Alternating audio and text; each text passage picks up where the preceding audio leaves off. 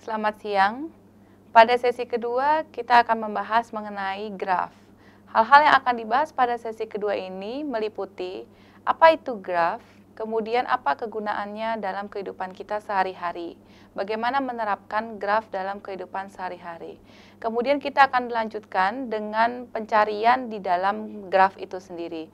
Beberapa metode yang akan kita bahas di sini antara lain BFS, DFS, Iterative Deepening, kemudian DLS, Depth Limited Search. Untuk bagian UCS akan dilanjutkan di sesi ketiga. Graf adalah kumpulan dari nodes dan edge yang merepresentasikan suatu hubungan. Node sendiri adalah sebuah titik yang menggambarkan tentang sebuah objek, sedangkan edge adalah koneksi antara objek-objek tersebut. Terkadang edge dari sebuah graf mempunyai sebuah bobot atau atribut yang menghubungkan antara kedua objek tersebut. Penerapan graf dapat digunakan untuk berbagai macam kasus. Misalnya saja, sebuah node dapat menggambarkan seorang manusia dan edge menggambarkan hubungan pertemanan. Contoh lainnya, ketika kita ingin menggambarkan sebuah koneksi internet pada komputer, maka komputer tersebut dapat kita representasikan menjadi sebuah node. Dan edge menggambarkan hubungan koneksi internet di antara komputer-komputer tersebut. Penggambaran graf itu sendiri dapat dikategorikan menjadi dua tipe, yaitu directed graph dan undirected graph. Seperti yang terlihat pada gambar berikut, directed graph digambarkan seperti gambar sebelah kiri, sedangkan undirected graph seperti gambar di sebelah kanan. Edge pada directed graph digambarkan dengan menggunakan tanda panah, yang berarti bahwa perpindahan dari satu node ke node lainnya hanya searah. Contohnya, node A dapat menuju node C, tetapi node C tidak dapat kembali ke node A.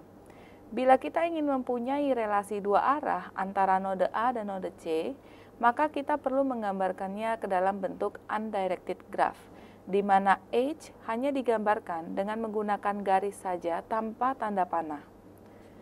Untuk lebih jelas lagi penggunaannya, contoh lainnya dapat kita lihat ketika sebuah graf menggambarkan kota dengan jalanannya, di mana kota digambarkan ke dalam sebuah node dan edge menggambarkan jalanannya yang dapat dilalui dari kota-kota tersebut.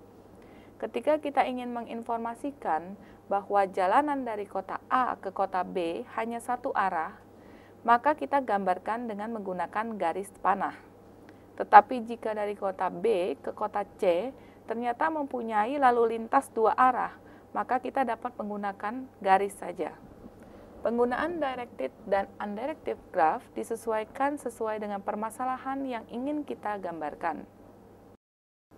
Berikut ini adalah contoh graf yang menggambarkan kota dan koneksi antar kota tersebut.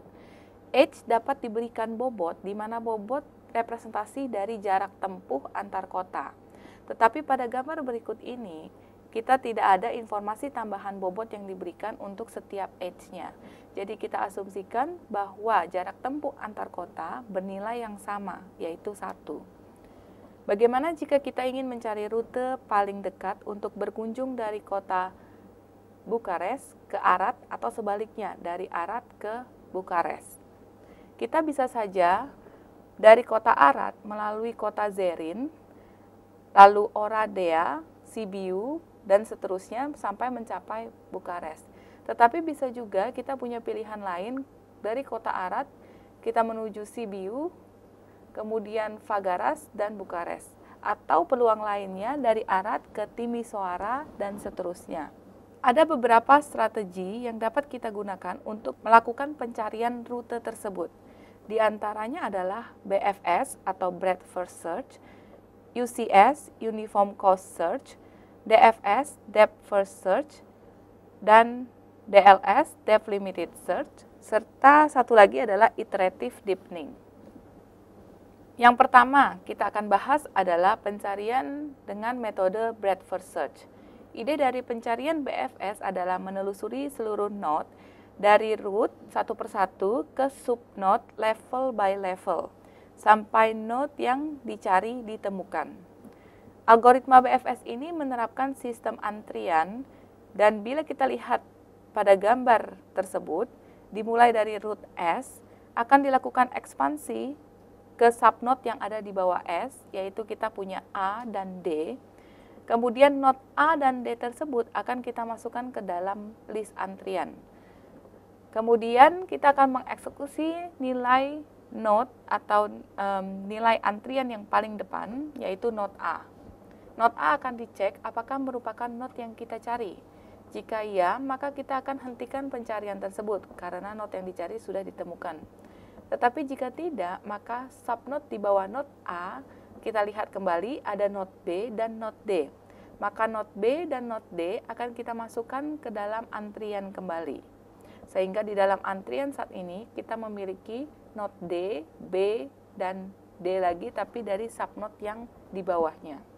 Kemudian kita akan mengeksekusi ke sebelah kanan atau subnode sebelahnya, yaitu node D.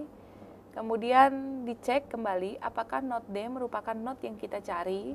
Jika iya, maka pencarian dihentikan. Tetapi jika tidak, maka kita akan mengekspansi kembali node D, yaitu memiliki nilai node A dan node E. Dan node A dan node E tersebut akan masuk ke dalam sistem antrian kita. Demikian seterusnya hingga kita menemukan node yang kita cari dan algoritma berhenti. Kemudian strategi yang kedua adalah pencarian dengan algoritma UCS atau Uniform Cost Search, di mana secara detail akan dijelaskan pada pertemuan yang ketiga. Kita lanjut ke strategi yang ketiga, yaitu Depth First Search Algorithm. Strategi selanjutnya adalah DFS, di mana pencarian dilakukan dari node awal atau root, lalu dicek subnode atau ekspansi dari node tersebut. Bila belum ditemukan, maka dilanjutkan lagi pencarian ke subnode berikutnya, hingga ketika mencapai leaf node atau node yang berada paling bawah, belum ditemukan, maka kita akan kembali ke parent node. Kembali atau backtrack ke node yang sebelumnya. Kemudian mengeksekusi kemungkinan subnode lain yang belum dieksekusi. Jadi sistem pencarian ini sebenarnya fokus mencari di salah satu cabang terlebih dahulu sampai ke anak cabang, baru berpindah ke cabang lainnya, sehingga algoritma ini disebut dengan Depth First Search. Algoritma DFS menggunakan konsep stack. Dapat kita lihat pada gambar di sebelah kanan, bila kita mempunyai root adalah A, dan ingin mencari node G, maka kita akan mulai mengeksekusi node A, kemudian dilanjutkan dengan eksekusi node B. Bila masih belum sesuai dengan node yang dicari, maka kita akan lanjut ke node D, bukan ke node C. Di dalam BFS sebelumnya, dia akan mencari level by level terlebih dahulu. Artinya dia akan mengeksekusi ekspansi node di sebelah kanan terlebih dahulu. Tetapi untuk DFS, kita akan fokus ke dalam salah satu cabang node terlebih dahulu. Maka dari B akan dilakukan pencarian ke node D. Dari node D kita lihat tidak ada ekspansi node lainnya. Dan D bukan yang kita cari. Maka kita akan backtrack ke parent dari D, yaitu B. Kemudian B memiliki cabang lainnya yang belum dieksekusi, yaitu node E. Sehingga langkah berikutnya adalah setelah mengunjungi dari A, B, D, berikutnya adalah E. E bukan node yang kita cari, maka kita ekspansi lagi ke node F. Kemudian node F bukan yang kita cari, kita backtrack kembali ke node E dan eksekusi node G. Node G adalah node yang kita cari, sehingga pencarian akan dihentikan.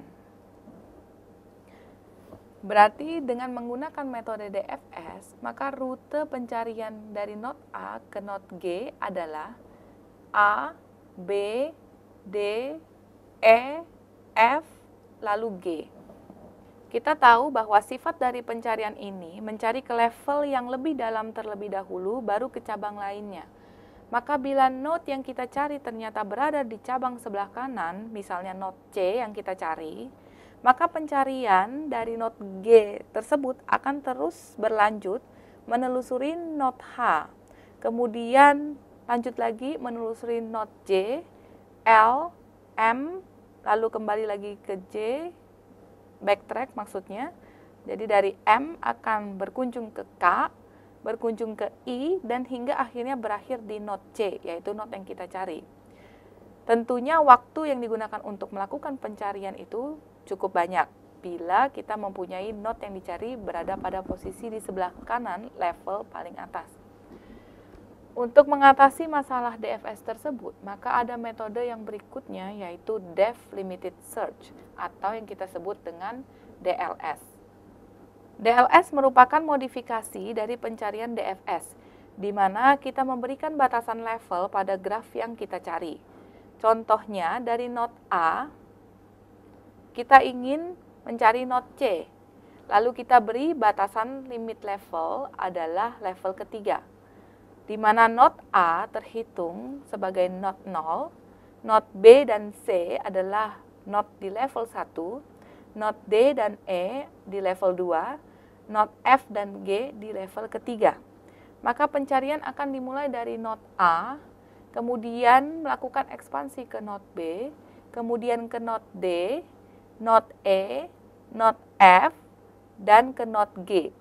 Ketika kita lihat bahwa G sebenarnya memiliki subnode lainnya yaitu H dan I, tetapi karena batasan limit level kita adalah level ketiga, maka H tidak akan dieksplor, H dan I tidak akan dieksplor. Maka kita akan kembali lagi backtrack ke E, backtrack ke B, backtrack ke A, dan A memiliki subnode yang belum dieksekusi yaitu C. C adalah node yang kita cari, maka pencarian dihentikan. Jadi, bila menggunakan metode DLS, mencari dari root A ke node G, yang kita peroleh adalah dengan limit 3, maka hasil jalurnya adalah A, B, D, E, F, G, C. Masalahnya adalah, apa yang akan dilakukan bila ternyata node yang kita cari belum ditemukan pada level batasan level yang kita berikan. Contohnya saja kita ingin mencari not K, tetapi batasan level yang kita berikan adalah level 3, sedangkan K berada pada level kelima. Maka kita tidak akan menemukan hasilnya dengan menggunakan metode Depth Limited Search. Metode yang terakhir kita bahas yaitu Iterative Deepening Search, di mana sebenarnya pada algoritma ini menggabungkan antara metode BFS dan juga DFS, di mana algoritma DLS digunakan di dalam setiap iterasi. Jadi kita memulai membatasi kedalaman mulai dari level 0, 1, 2, 3, dan seterusnya. Misalkan saja pada iterasi ketiga yang sebelumnya di DLS tadi, kita membatasi level ketiga tetapi belum menemukan node yang kita cari. Maka iterasi akan dilakukan kembali tetapi jumlah level dinaikkan menjadi level 4. Kemudian algoritma DLS akan dijalankan kembali. Terus berlanjut sampai node ditemukan atau level sudah mencapai level maksimum. Cost yang dikeluarkan untuk metode ini cukup besar mengingat ketika node belum ditemukan setiap iterasinya, maka akan dilakukan iterasi kembali dan DLS dijalankan dari awal kembali. Sebelum menutup sesi ini, mari kita bahas satu graf dengan menerapkan pencarian BFS dan DFS. Misalkan diketahui sebuah directed graph sebagai berikut. Kita ingin melakukan pencarian terhadap node G dari node S. BFS menggunakan konsep antrian, sehingga kita akan punya antrian list atau queuing list. Dan untuk penanda jalur penelusuran, kita tuliskan dengan visited path, dan kita mulai eksekusi dari root, yaitu node S. Setelah node S dieksekusi, ternyata memiliki 3 subnodes, yaitu A, C, dan K, maka A, C, dan K akan dimasukkan ke dalam sistem antrian atau queuing list. Kemudian kita akan mulai eksekusi dari node A.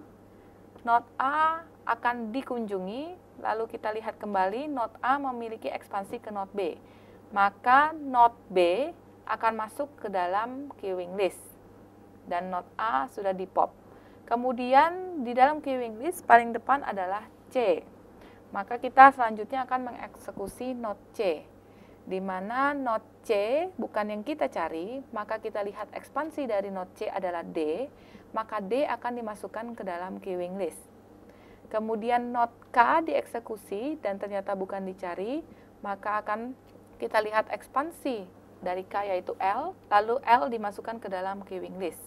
Demikian seterusnya sehingga kita akan mengunjungi not B, kemudian menginput not H dan not G ke dalam queuing list. Untuk memasukkan untuk memasukkan not H dan G ke dalam queuing list, di sini kita menyepakati bahwa not yang akan dimasukkan tersebut akan diurutkan berdasarkan urutan abjad. Sehingga kita mempunyai queuing list saat ini adalah GH. Kemudian not D dieksekusi, ternyata bukan yang kita cari, lalu lihat ekspansi not E masuk ke dalam list, dan demikian selanjutnya hingga kita mencapai not G yang kita cari. Sehingga visited path untuk pencarian G dari S adalah S, A, C, K, B, D, L, lalu G. Demikian juga dengan DFS. DFS diketahui directed graph yang sama, DFS menerapkan stack. Maka node pertama yaitu S akan kita masukkan ke dalam stack list. Kemudian dilihat bahwa S memiliki subnode A yang paling kiri. Sehingga kita memasukkan A ke dalam stack kita dan kita juga kunjungi A.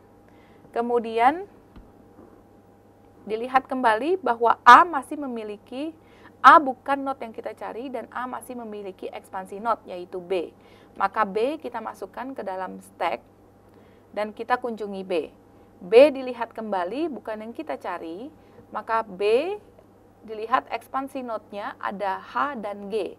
Sesuai dengan kesepakatan bahwa kita akan mengunjungi sesuai urutan abjad yaitu G. Maka kita kunjungi G masuk ke dalam stack. Ternyata G adalah yang kita cari, maka pencarian selesai dilakukan. Jadi visited path-nya adalah S, A, B, dan G. Apabila ternyata yang kita cari adalah bukan G, andai kata yang kita cari adalah K atau C, maka kita akan melakukan pop terhadap stack saat ini. Contohnya G.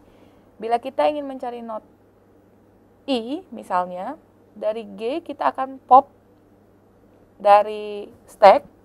Setelah G di pop, maka kita lihat keberadaan node paling atas adalah node B.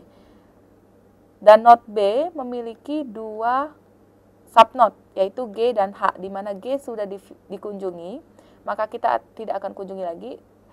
Berikutnya adalah node H dimasukkan ke dalam stack. Ketika node H dimasukkan ke dalam stack, node H akan dilihat kembali memiliki subnode I, maka I masuk ke dalam stack lagi dan I yang kita cari, maka pencarian selesai. Demikian akhir dari sesi 2. Terima kasih.